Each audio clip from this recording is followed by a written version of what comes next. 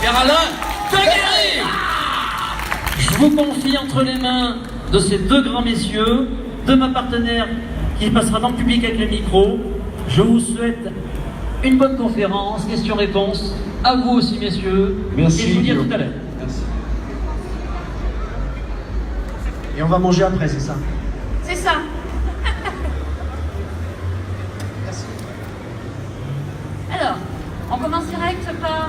vous avez un petit mot à dire avant Non, on leur a dit bonjour, maintenant c'est C'est suffisant. pour nous poser une question.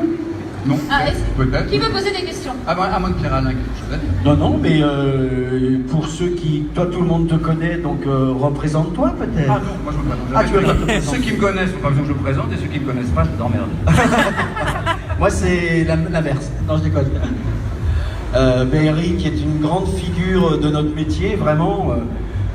Non, c'est vrai, c'est un exemple avec une voix extrêmement caractéristique que tout le monde aime. Non, c'est vrai, je dis pas ça parce que c'est mon pote. On se connaît un petit peu, on se connaît aussi parce qu'on a une association ensemble. Ouais. On a une association, j'en parle, pourquoi pas, une association qui s'appelle lesvoix.fr où on regroupe éthiquement, je dirais, des gens qui travaillent dans ce métier-là. Et voilà, et des gens qui essayent de faire de ce métier non pas une solidarité, mais une solidarité. Et voilà. Mais bon, c'est un autre problème, un autre sujet, pardon. Donc voilà, et pour ceux qui ne me connaissent pas moi, je suis plutôt... Eric est un grand spécialiste à la fois du doublage et de la publicité, et je suis plutôt dans le monde de la publicité et du jeu vidéo. Voilà, donc on a deux pôles un peu différents. Il parle très très bien. Ouais. Merci. J'ai plus qu'à moi je parle. Non, c'est sa voix qui est importante, c'est pas la mienne. Et Alors, si quelqu'un a des questions? Et voilà. Avez-vous des questions à nous poser? Non, personne, aucune, au revoir, bon appétit. Alors à plus tard. Voilà, personne. Voilà. Ça se bouscule pas pour Tillon. Bon, bah, écoute, on va chanter une chanson, qu'est-ce qu'on va faire? Alors, mais il y a bien des gens qui ont des questions à poser sur... Non, apparemment, non. Ah, il y en a un. Voilà, il y en a un, ça y est, va se débrouiller. Bonjour. Bonjour. Alors, donc c'est une question pour Monsieur Pierre-Alain. Ah. Alors, vous avez fait beaucoup de doublage donc, pour des films, pour des jeux vidéo, pour des publicités. Et je voulais savoir quelle était la différence entre faire un doublage pour une publicité ou pour une MOF, pour un film, pour une série ou pour un jeu vidéo. Avant que Pierre-Alain ne réponde, la publicité c'est pas du doublage. Ça n'a rien à voir. Non, j'ai rien de plus à dire. Et je crois que Pierre-Alain ne fait pas particulièrement de doublage d'ailleurs. Non, alors c'est une question intéressante, merci monsieur. En fait, la grosse différence, moi je la vois comme ça, c'est-à-dire que, par exemple, Eric qui fait beaucoup de doublage, la différence entre, je dirais, arrête-moi si c'est... je dirais que pour moi la plus grosse différence, c'est que par exemple, si Eric fait un doublage d'une série ou d'un film, il va être contacté par un chef de plateau ou quelqu'un qu'il connaît, qui va diriger, et il va avoir à faire le puzzle du film pendant, je sais pas, 1 semaine, 2 semaines, 3 semaines, même pas. Mais enfin, en tout cas, il peut faire des essais. Si on se trompe, on est entre nous, je dirais. Donc c'est pour moi un truc très show business, c'est-à-dire un truc très artistique. Il y a beaucoup de sens artistique qui se joue à ce moment-là. Quand vous faites de la publicité, la grosse caractéristique, c'est qu'il y a un client. C'est-à-dire qu'on vous prend, par exemple, si je fais la publicité pour, pour Cristalline, ce qui m'est arrivé d'ailleurs, c'est marrant. Si je suis convoqué à 10... voilà, pub. Si je suis convoqué à 10h du matin, ou si Eric est convoqué à 10h du matin pour faire de la publicité pour Cristalline, il va y avoir à la fois tous les gens qui ont créé l'artistique, mais surtout, il va y avoir un client. Donc la problématique, vous êtes choisi souvent pour la caractéristique de votre voix qui correspond à ces publicités, mais surtout par le fait même que vous allez être obligé de manager à la fois votre personnalité à vous, pour répondre au client, mais surtout au desiderata du client. Et c'est vraiment le client. Donc quelque part, je dirais que je m'arrête encore une fois, c'est pas que l'artistique dans le doublage, c'est show business. Nous, ça va être plutôt dans la pub business show. C'est-à-dire que le côté business est un peu plus marqué parce que ça parle beaucoup d'argent et le fait que quand on fait du doublage, on essaie de sortir son côté le plus artistique possible. Et donc, à un moment donné, le film marche ou pas. C'est pas tellement... voilà, ça marche ou ça marche pas. Dans la pub, les gens, quand ils viennent, ils veulent absolument que leur publicité marche. Donc ça, c'est la grosse différence. Moi, je sais que je suis très habitué à manager des managers, ça veut dire à réagir, je pense qu'Eric aussi l'a déjà vécu beaucoup, à réagir à des desiderata d'un client qui parfois sont très difficiles on ne peut pas aller à l'encontre de ce qu'ils disent, mais on peut dire oui, mais moi ça me semble un petit peu plus comme ça. Parce que les clients vont avoir une manière d'écouter qui n'est pas une manière professionnelle de comédien. Alors que la plupart du temps, quand on fait du doublage, le chef de plateau, il est quand même très affiné là-dessus. Je t'écoute, je trouve que tu dis ça très bien. J'ai rien à rajouter. C'est une manière très élégante et très intelligente de dire aussi que les clients sont très chiants quand on fait de la pub. Alors ils sont très chiants, oui, vraiment, on peut le dire, mais bon. Alors pour ceux qui... Mais il l'a dit de manière très élégante, j'apprécie beaucoup. Voilà. Alors pour ceux qui connaissent pas un peu, je sais pas, Eric, quelle grosse publicité t'as fait Beaucoup aussi, ouais. Peut-être moins que moi, mais enfin beaucoup aussi, mais peu importe, on s'en fout. Bah non, mais c'est pour ceux qui savent pas, par exemple, je sais pas, comme c'est pour leur donner des exemples un peu, tu vois. Pour ce qui me concerne, en ce moment, qu'est-ce qui se passe? Il y en a une qui passe pour Homebox, beaucoup à la télévision, pour Desktop. Et Desktop, ça passe beaucoup, oui, beaucoup. Et puis je sais pas, et toi, je sais pas. Moi, ce qui passe beaucoup, on le disait tout à l'heure, qui c'est qui connaît les publicités Tic Tac? Il y en a qui connaissent tout petit et aussi frère. Est-ce qu'il y en a qui regardent le foot? Non, personne ne regarde le foot? Encore plus dans le match avec Paris en Sport. Donc on nous prend en fait souvent dans la publicité pour c'est un côté, on sait un peu vendre on est un peu la voix d'un produit, ce qui n'est pas évident parce que ce n'est pas la voix d'un acteur que tu vois sur un... Voilà. Mais voilà, moi j'ai fini sur la pub, merci monsieur. Est-ce qu'il y a une Alors, question? une autre question. Ah, par ici, j'arrive après. Alors bonjour, déjà je voudrais vous dire que j'aime beaucoup votre travail et que j'ai eu l'occasion de jouer à des jeux dans lesquels vous avez c'est pour moi, pardon. Et de voir des œuvres que vous avez doublées, monsieur Eric Laurent. Ça c'est pour moi, alors. Quand même un peu, dans un embrasse. Et ça va, il n'y a pas que pour lui, merde. C'est un métier que j'aurais beaucoup voulu faire et j'aimerais connaître votre parcours, vous, pour en arriver où vous en êtes aujourd'hui. J'ai pas entendu la fin de la question, il y a du bruit. J'aimerais connaître votre parcours. Alors, je voudrais rajouter quelque chose. Le doublage n'est pas un métier, c'est une partie, c'est une discipline du métier de comédien. Pierre Alain a tourné des choses aussi, je ne sais pas si tu as joué au théâtre, mais en tous les cas, tout ça, c'est pas des métiers en soi, ce sont des activités de comédiens. Je rencontre souvent, c'est pour ça que je me bats beaucoup contre l'appellation doubleur. Parce que le mot doubleur infère l'idée que c'est un métier en soi. Donc on me contacte, on me demande pour me dire comment je peux faire pour être doubleur. Mais fais rien pour être doubleur. Suis des cours de théâtre, et puis des cours de comédie, apprends à jouer la comédie, et puis après tu essaieras de faire du doublage, peut-être ça viendra, peut-être pas, mais ça n'est pas un métier en soi, comme de faire de la pub n'est pas un métier en soi, c'est une activité dans laquelle on peut éventuellement se spécialiser, parce que la vie fait que c'est là qu'on va trouver plus de travail qu'ailleurs, et puis parce qu'on se sent peut-être plus à l'aise dans ce domaine-là que dans un autre. Il y a des gens qui sont très à l'aise devant un micro, devant d'autres moins. Il y a des gens qui aiment bien être devant une caméra, d'autres qui aiment moins. Il y a des gens qui préfèrent être sur une scène de théâtre, mais donc on peut se spécialiser. Et puis la vie fait aussi qu'on nous appelle plus dans tel domaine, donc on suit là où la vie nous appelle. Mais ce n'est pas en soi un métier. En soi, le métier de base, c'est d'être comédien. Déjà, ça c'est une chose voilà. Qui est importante de le savoir. Après, mon parcours, pour ce qui me concerne, mon parcours il est tout à fait basique. Moi j'ai suivi des cours d'art dramatique pendant 1 an après avoir passé mon bac, tout en étant à la fac de lettres, je m'en foutais. Et puis au bout de cette année de cours d'art dramatique, je me suis présenté au Conservatoire national supérieur d'art dramatique où j'ai eu la chance d'être reçu. Donc j'ai suivi mes 3 années de cursus au Conservatoire d'art dramatique. Et après quoi, j'ai commencé à travailler dans différents domaines. Et puis il se trouve que le doublage, donc je vais le faire court, est venu me chercher littéralement. Et donc je me suis mis à faire du doublage, et donc j'en ai fait beaucoup. Je n'ai pas fait que ça. La vie a fait que c'est beaucoup dans le domaine de la voix que j'ai travaillé. Ça n'a pas été un choix délibéré à la base, ça s'est fait comme ça.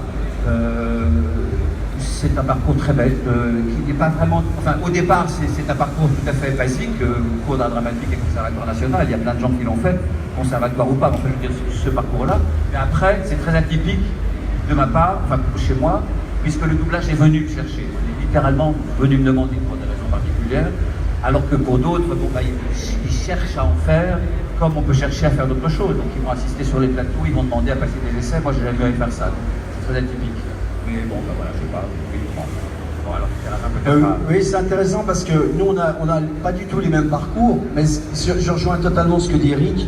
C'est une partie d'être comédien. Et moi, je vais corroborer totalement ce que dit Eric, mais je vais aller sur un autre plan.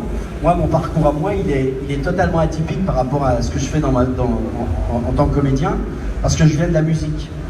Moi, je suis un musicien professionnel au départ, j'étais batteur. Et en fait, on en discute souvent entre nous.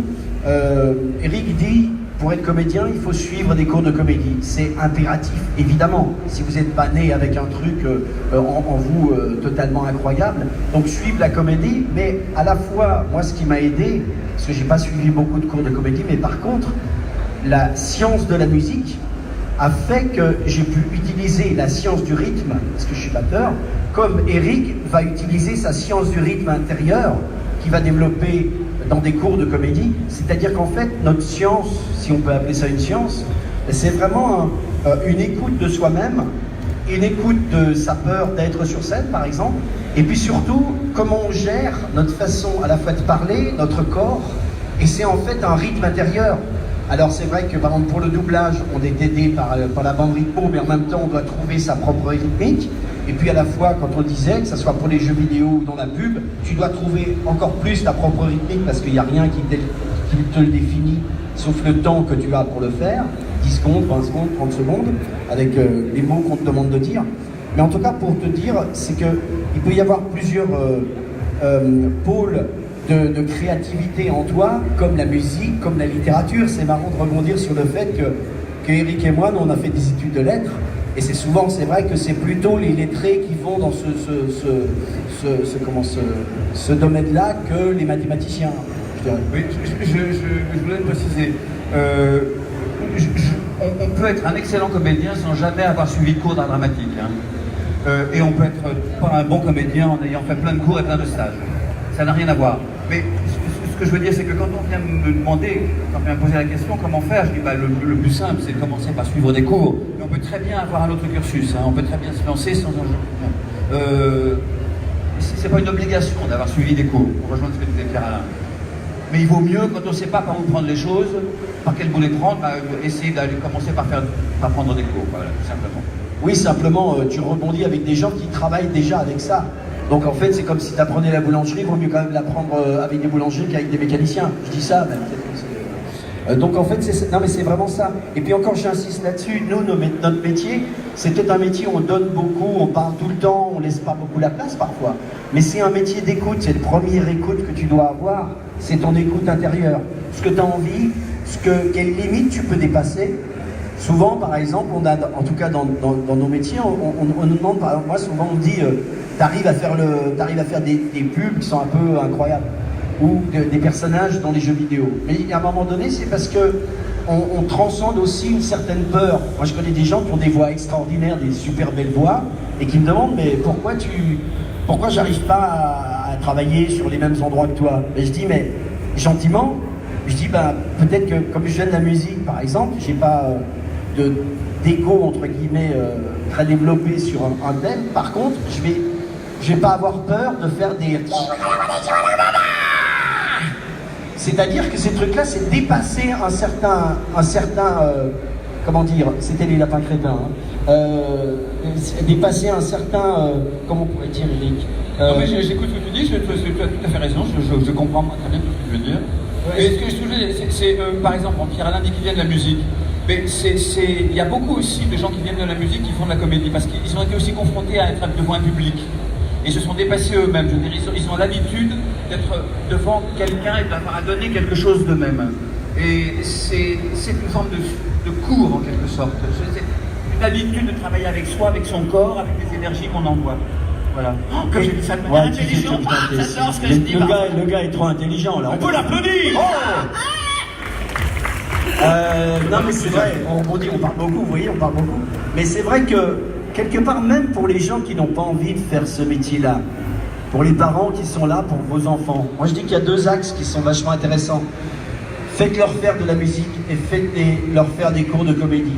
Parce qu'en fait, c'est vraiment un travail de soi-même à soi-même. Après, ça peut vous servir dans n'importe quelle chose. Vous pouvez vendre des téléphones, vous pouvez être encore une fois mécanicien ou boulanger, comme j'ai dit, ou n'importe quoi d'autre. Personnellement, on pense souvent que les politiciens, entre guillemets, ceux qu'on trouve les plus, je sais pas quoi, c'est souvent des acteurs, quoi. La manière de dire des discours, voilà, exactement. C'est plutôt un métier d'acteur, quoi, quelque part. Et donc voilà, c'est pour répondre à ta question. On a répondu longuement. Tu nous remercieras avec un gros chèque, merci. Et voilà. D'autres questions? Bonjour. Bonjour. Il n'y a pas un micro qui se balade à donner à ce jeune. Ah, il a les cheveux blancs. Moi, je voulais savoir pour vos rôles principaux, si c'est vous qui faisiez les démarches pour les faire ou si vous étiez contacté en fait. C'est à moi que la question s'adresse? Vous deux. Ah, nous deux. On parle de doublage là, exclusivement. Hein. Non, non, oui. J'ai un peu de mal à répondre à cette question. Le doublage, je trop sans voix. Bah, pour moi, on fait aucune démarche. Non. On fait non, pour répondre à si c'est ça la question, oui. On ne fait pas de démarche. On correspond au niveau du timbre, on correspond peut-être au niveau physique, parfois ça arrive, et parfois ça n'est pas du tout. Je pense à Patrick par exemple, Poivet avec la voix de Bruce Willis, qui ne correspond pas physiquement totalement. Non, c'est bien que ça me permet de réfléchir à comment répondre pendant que tu parles. Donc l'idée c'est que non, c'est souvent. Bien sûr, on peut faire des démarches pour pouvoir, mais à un moment donné, c'est le chef de plateau et... Oui, ouais, c'est ça. Au départ, pour commencer à travailler dans la plupart des gens, ça n'a pas été mon cas. J'ai travaillé assez facilement, on est venu me chercher, puis de fil en aiguille, je me suis mis à travailler plus. Mais une fois qu'on se met à travailler, d'être un peu connu par les gens qui dirigent, qui font des castings, c'est eux qui viennent nous chercher. Nous, on ne fait aucune démarche et on travaille dans une boîte particulière ou bien souvent avec tel ou tel directeur artistique et c'est eux qui pensent à nous, mais on ne fait jamais aucune démarche pour dire je voudrais faire des trucs. Jamais ça se passe. Au départ, quand on commence, pour les jeunes comédiens qui viennent, qui cherchent à en faire, oui, ils se présentent, ils se demandent à faire des essais, mais ils ne demandent pas pour un rôle particulier, ils demandent à travailler. Et après, on les appelle ou on les appelle pas. Mais on ne fait jamais une démarche pour un rôle particulier. Jamais. Ça n'existe pas. Et pour les jeux vidéo, c'est exactement la même chose. Après, il faut savoir qu'il y a une dimension qui est hyper importante dans nos métiers. C'est encore une fois le fait d'aller aussi rapidement, que ce soit la pub, les documentaires ou tout.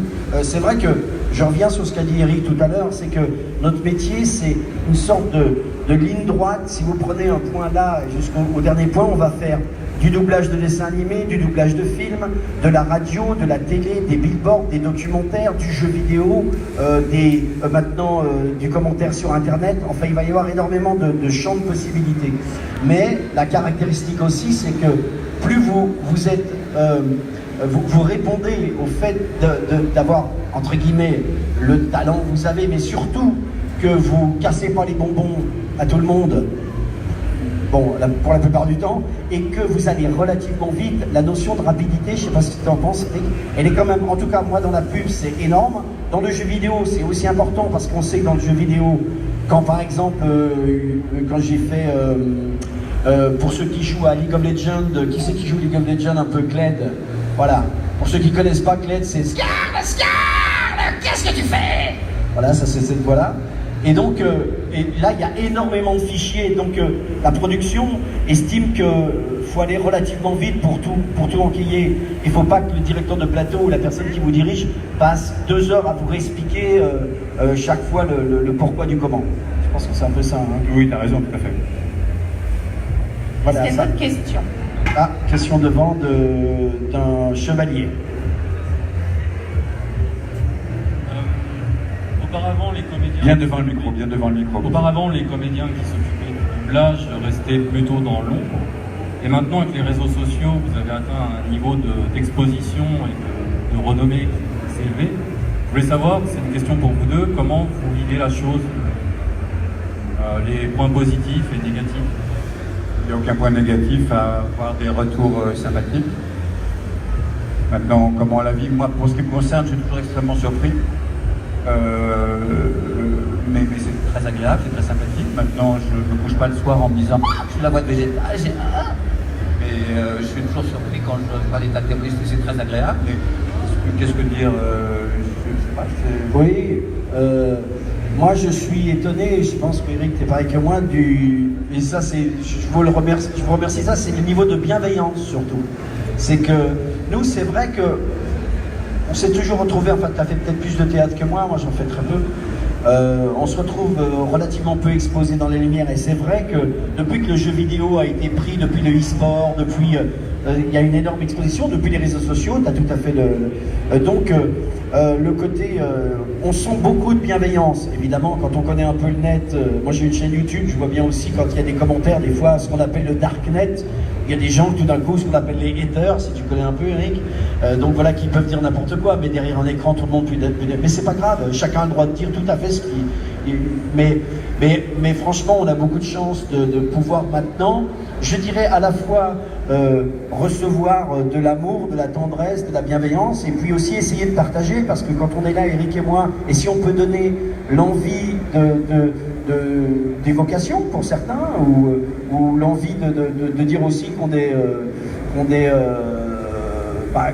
heureux de faire ça, de rencontrer des gens. En fait, c'est la rencontre qui est vachement bien. Nous, ce qu'on adore, enfin, en tout cas, je parle en mon nom, et souvent je parle en mon nom d'ailleurs, et c'est le fait de rencontrer des gens, et c'est vraiment un échange. Je parlais tout à l'heure de solidarité et de solidarité dans notre association, par exemple. C'est retrouver des fans, c'est aussi montrer qu'on ne va pas les prendre de haut, on va être là, c'est un vrai partage. Le mot partage, c'est hyper important, et donc le mot partage, ça veut dire être ensemble, et on est tous, ça c'est un de mes credos, on est tous des êtres humains qui vont partager nos expériences, et de dire, on n'est pas différent de toi, on a suivi si, t'es différent de moi. Ah non, excuse-moi. C'est vrai, je m'excuse. Parle pour toi. J'adorerais être Eric Legrand, mais ça sera dans une prochaine vie, il faut être différent. S'il te plaît, excuse-moi. C'est vrai que tu as des cheveux beaucoup moins gris que moi. Hein. Voilà, ça a répondu à ta question. Est-ce que vous avez d'autres questions? Elles y sont encore là, ça t'attend, il faut en profiter, vous les avez avec vous, pour avoir des anecdotes ou leur poser... Ah, je dis anecdote, ça lève la main. Ah.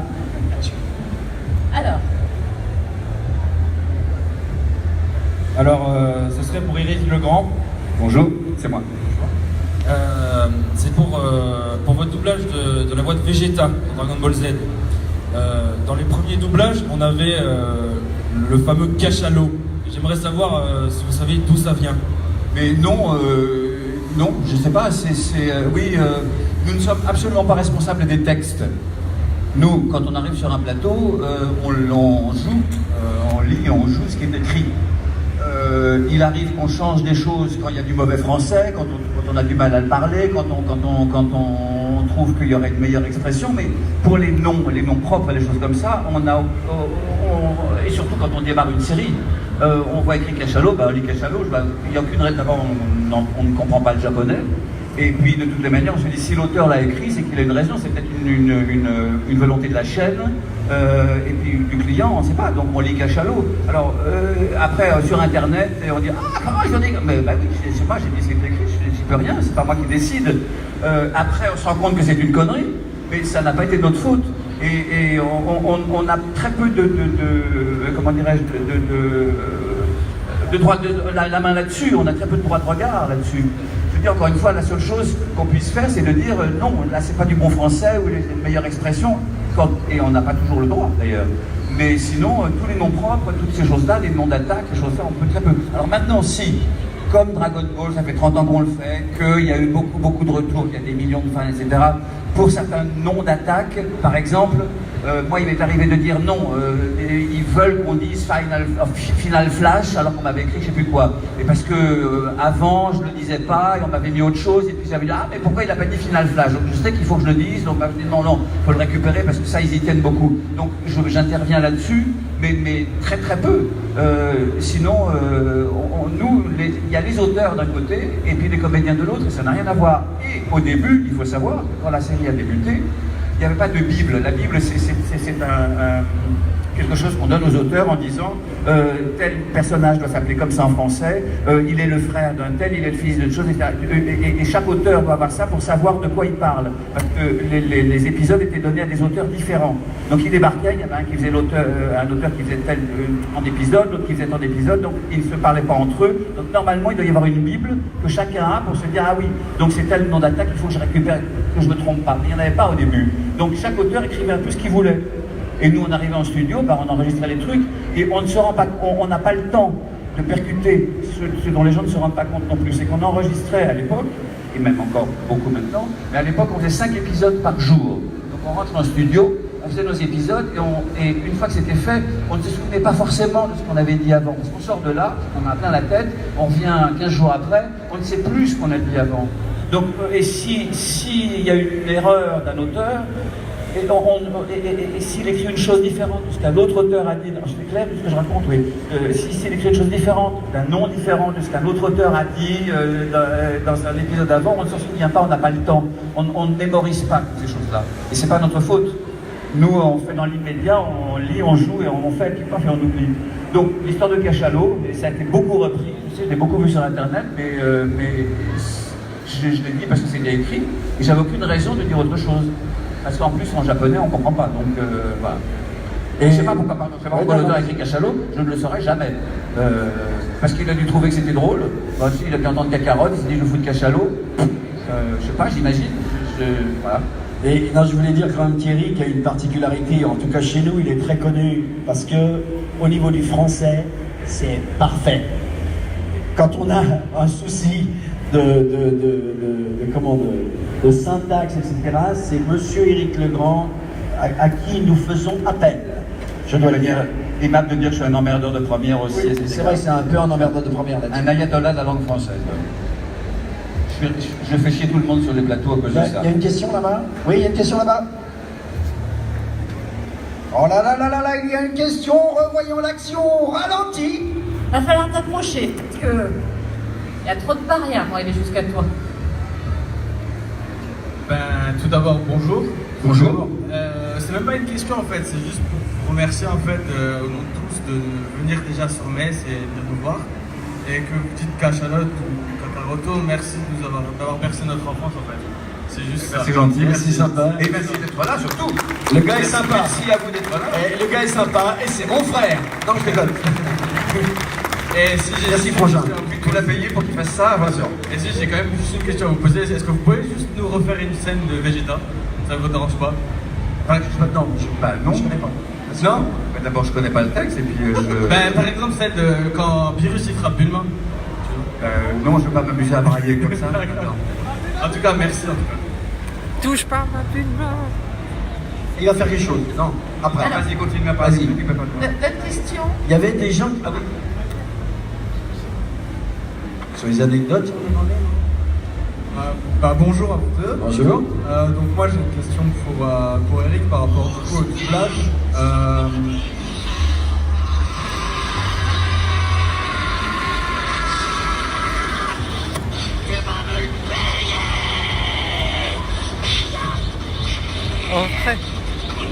Voilà, je comprends que le gars va pas le faire maintenant, hein.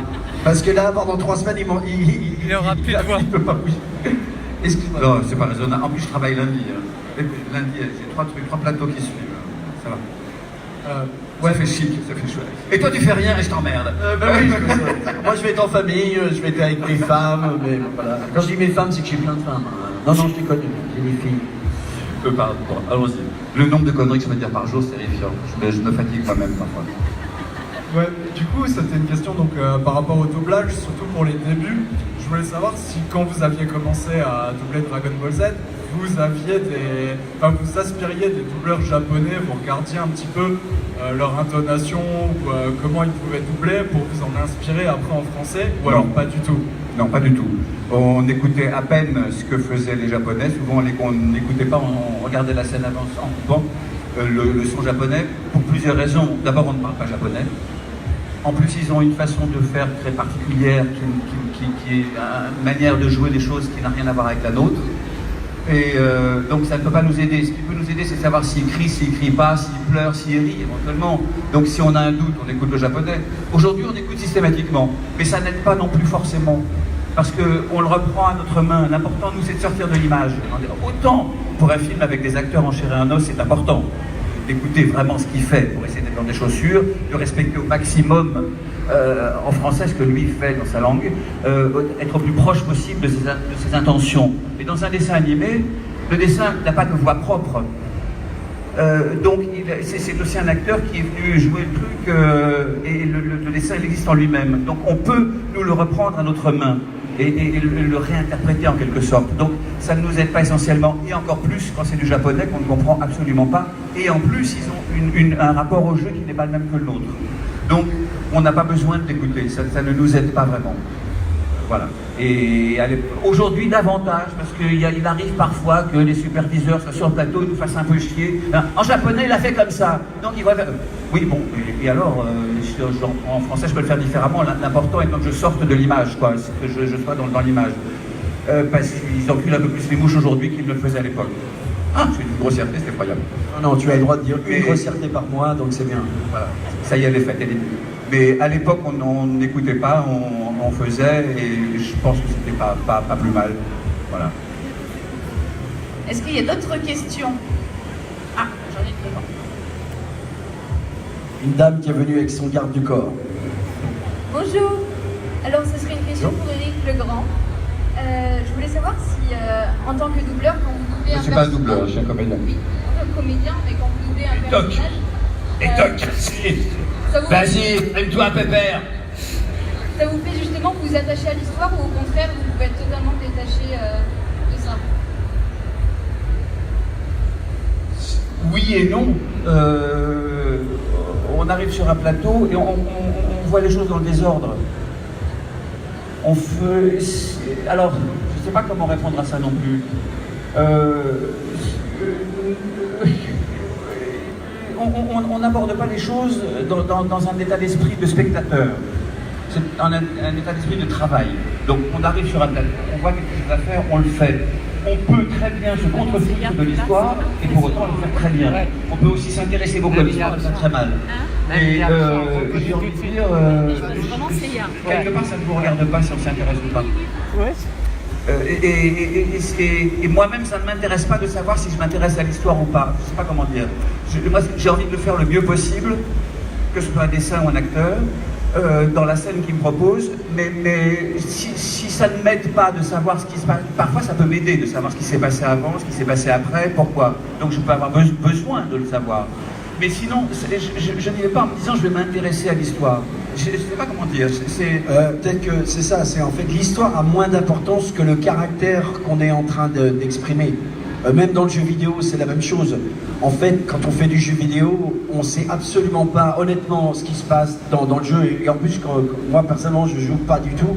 Et par contre, ce qui est important, et c'est la discussion qu'on pose soit au chef de plateau, soit au superviseur, comme tu dis, quel est le caractère du personnage? Alors si on l'a en anglais plus qu'en japonais, il a raison Eric, parce qu'en japonais, honnêtement, comme le polonais par exemple, c'est des langues, même pour te dire je t'aime, ils vont faire... Tu vas dire, oh putain, calme-toi, hein, tu m'aimes pas là. Mais en fait, l'idée c'est d'avoir vraiment le caractère. Quand on n'a pas l'exemple, encore une fois, de la langue étrangère.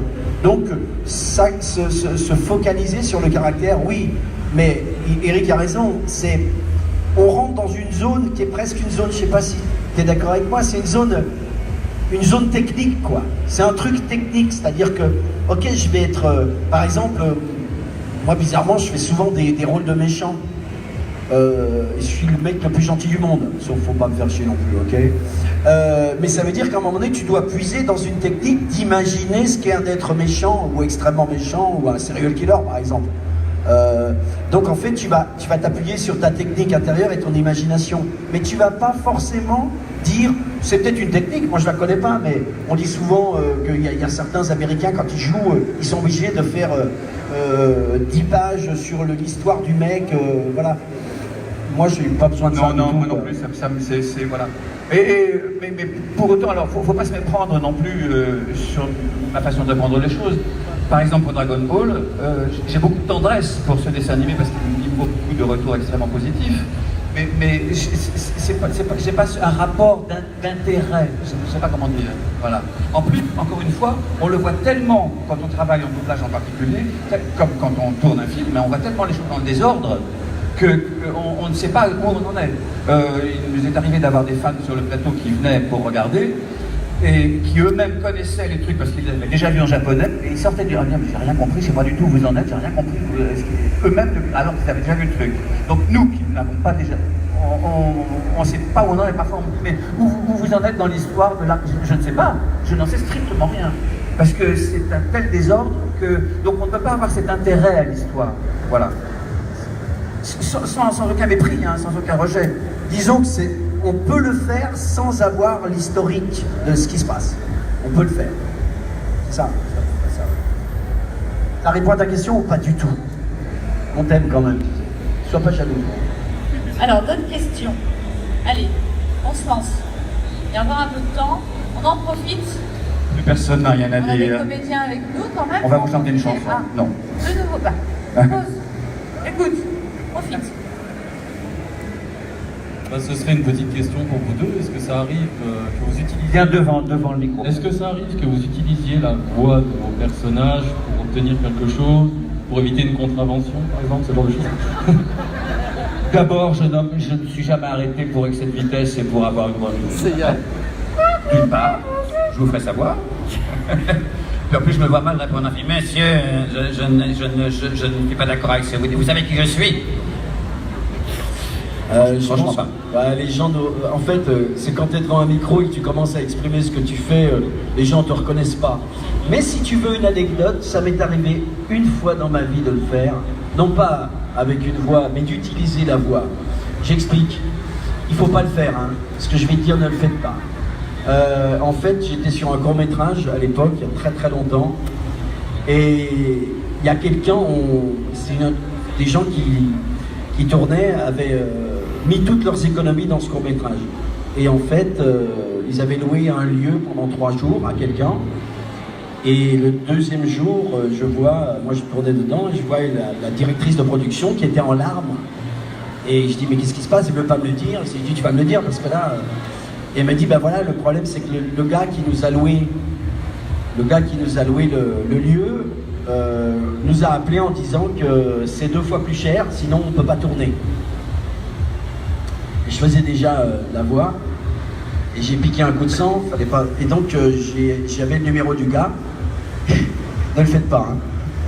Et donc j'ai appelé, et il a répondu, il a fait allô, et j'ai fait, je suis le père d'un des acteurs. À partir de maintenant, tu vas commencer à connaître la peur. Et j'ai raccroché. Et on a terminé le tournage sans aucun problème. Donc faut pas le faire, ça.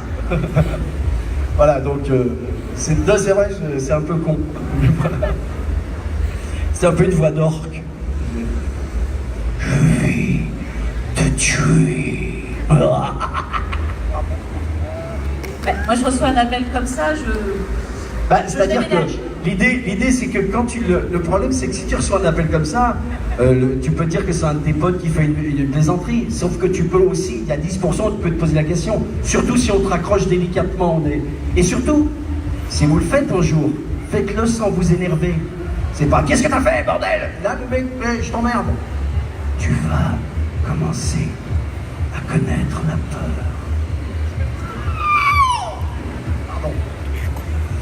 Voilà, c'était une anecdote à la con. Mais des anecdotes, on en a d'autres. Je sais pas si t'en as, toi, sur les... Si, je suis sûr qu'Eric t'en a eu. Non, vraiment, j'en ai pas. Moi, j'en ai dans la pub un petit peu. Moi, une des plus cons que j'ai eues en anecdote, c'est... Est-ce que vous vous souvenez de la pub Fido? Bon, vous étiez pas né, peut-être. Fido, c'était des aliments pour chiens. y a toujours. Aliments pour chien. Il y en a, ouais, toujours. Ouais. Et donc, je suis appelé pour faire la voix. C'est un chien. C'est les premiers temps où il y avait du... Tu sais, c'était le temps de Babe. Vous voyez, Babe le cochon. Donc, c'est le premier temps où il commençait à utiliser cette technique où tu pouvais déformer le visage d'un chien. Donc, on est convoqué à 10h du matin avec le client. Et le client, c'était sa première séance de sa vie en studio. Donc, on arrive et on monte le film. Et le film, c'était un chien qui avait sa pâté Fido et il avait une grosse moustache. Et donc, voilà. Et tout le monde me dit, le chien va dire qu'il aime la pâté Fido. Voilà. Alors, je passe derrière le micro et j'essaie de trouver une voix de chien. Et je fais... genre, oh, c'est vraiment bon, c'est bon, la pâté Fido, c'est vraiment la super pâté. Truc comme ça.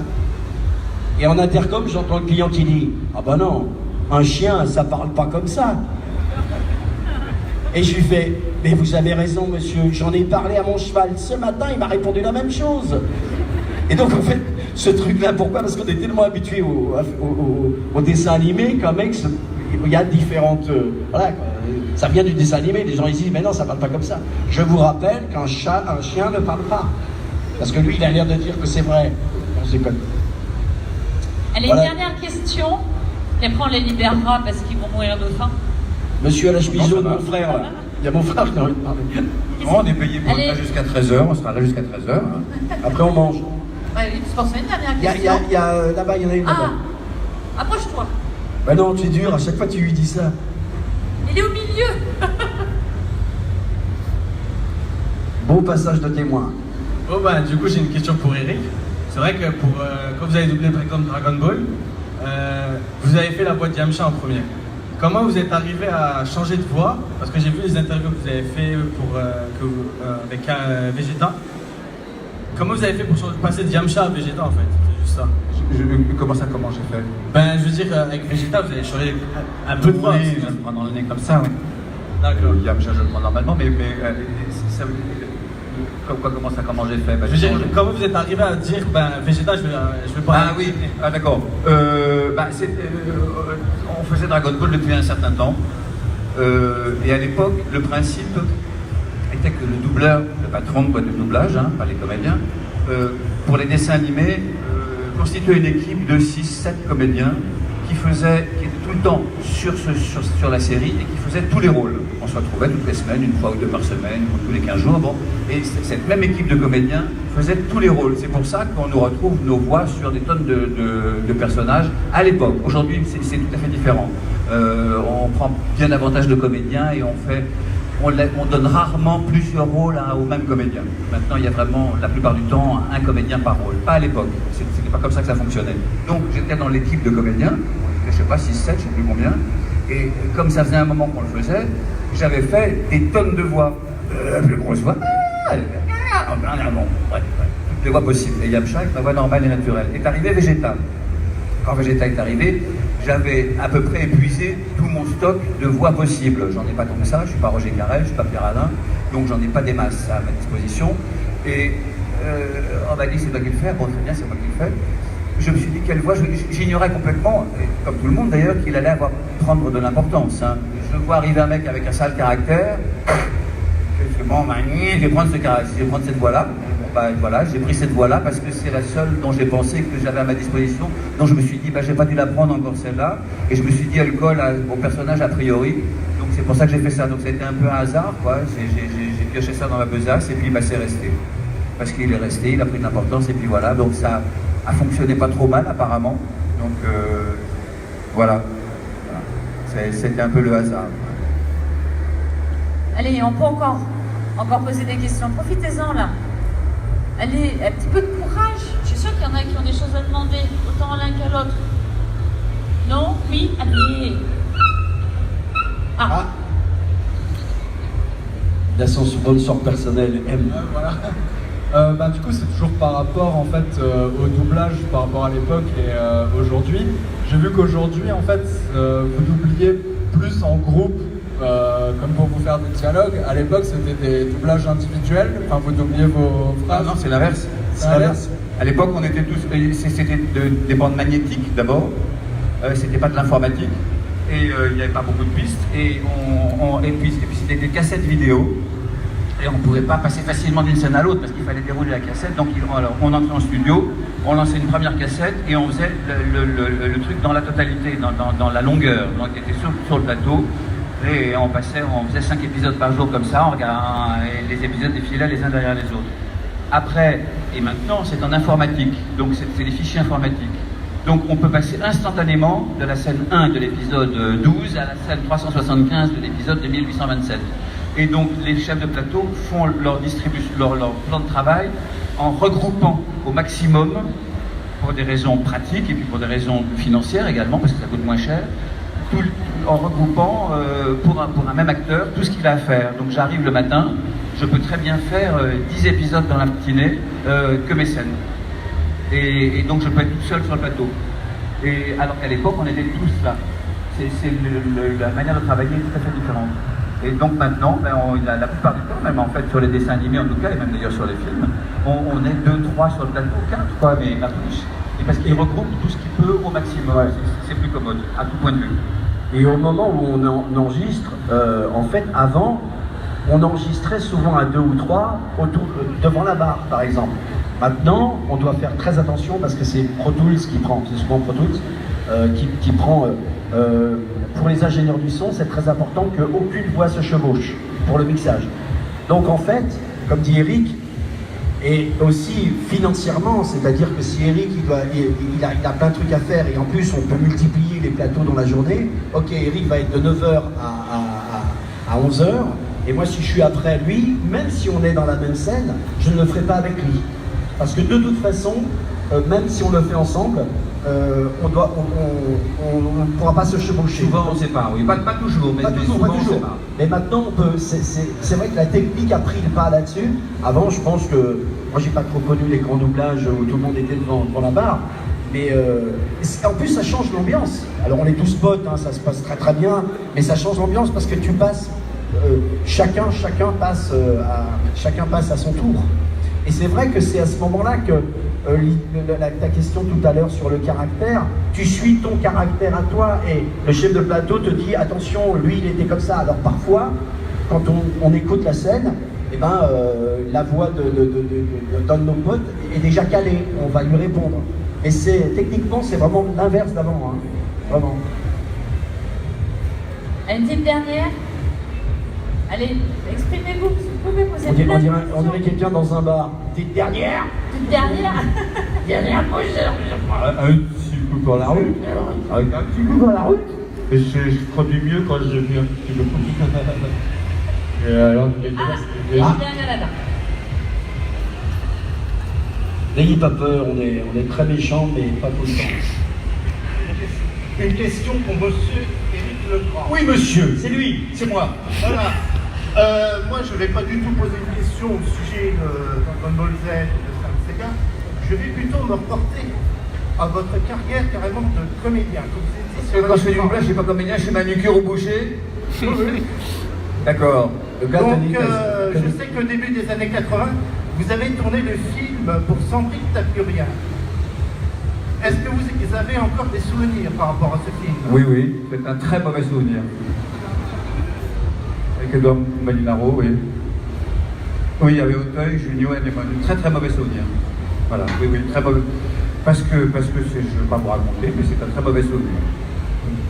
Voilà. Il a des noms, mais il ne les dira pas. Hein. Non, l'ambiance n'est pas sympathique du tout. Je suis, sans mentir, j'allais le matin, on a tourné en... on voit très peu, j'ai très peu de choses à faire. En plus, ils ont coupé, j'ai dû avoir 12 répliques, on a dû m'en couper 4.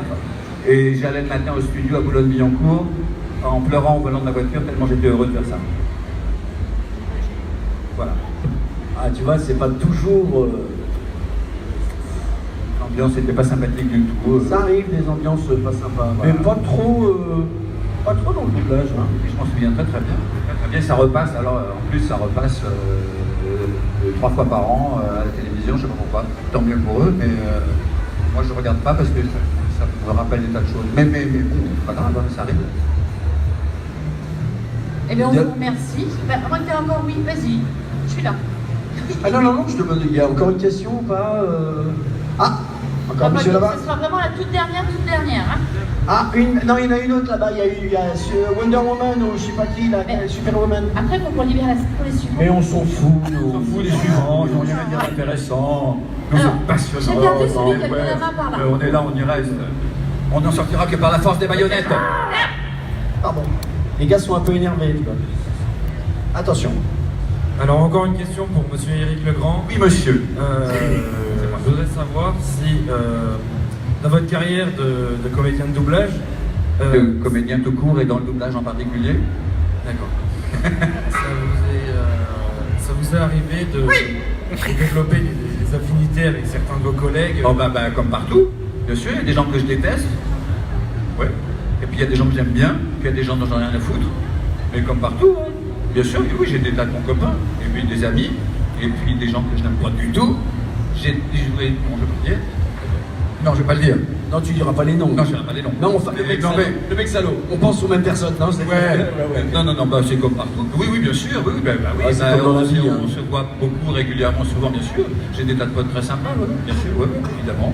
Ouais. Il y a Mademoiselle Wonder Woman qui avait une question. Allô? C'est bon. Alors bonjour, je suis le porte-parole du petit Hellboy là-haut. Il voudrait une petite démo de Vegeta, s'il vous plaît. Ah, il peut pas. Est-ce qu'il va se casser la voix? Oh, merci. Ah oui. Non, je déteste qu'on me demande de parler quand j'ai pas envie de le faire. J'ai un très très mauvais caractère, alors n'insistez pas. Le gars a un mauvais caractère. Si vous tapez mauvaiscaractère.fr, c'est la photo d'Éric Legrand qui sort. Alors. Et on a dessiné le personnage pour moi. Mais ça correspond bien du On m'a rencontré un jour dans la rue, on a dit tiens, les créateurs de Dragon Ball, tiens, on va faire un personnage sur lui, comme lui. Voilà. Et on me l'a donné, c'est normal. Voilà. C'est-à-dire souvent, on peut nous prendre, je parle pas pour ton mauvais caractère, mais il y a certains trucs où on va tout de suite penser à nous sur certaines choses, c'est sûr. Pas pour les films porno, non, je déconne. Alors, est-ce qu'il y a encore une question? Non. On va les applaudir très fort. On les remercie. Merci, bonne gentille à vous. Merci d'être là. Je sais que c'est pas facile de poser des questions. Merci. Éric Legrand. Plus de bruit, masse. Ouais. Nous sommes donc à Metz. On les remercie grandement. Vous pouvez retrouver Eric en dédicace à partir de 14h30 sur le pôle invité. T'as un pôle toi aussi, t'es installé quelque part? Un pôle Nord, mais c'est pas... Un pôle Nord, pôle Sud, non? Tu te promènes. Voilà, vous pouvez le trouver en tant que comédien errant sur le salon. Allez, je veux encore un remerciement pour ces deux grands comédiens. S'il vous plaît, faites du bruit!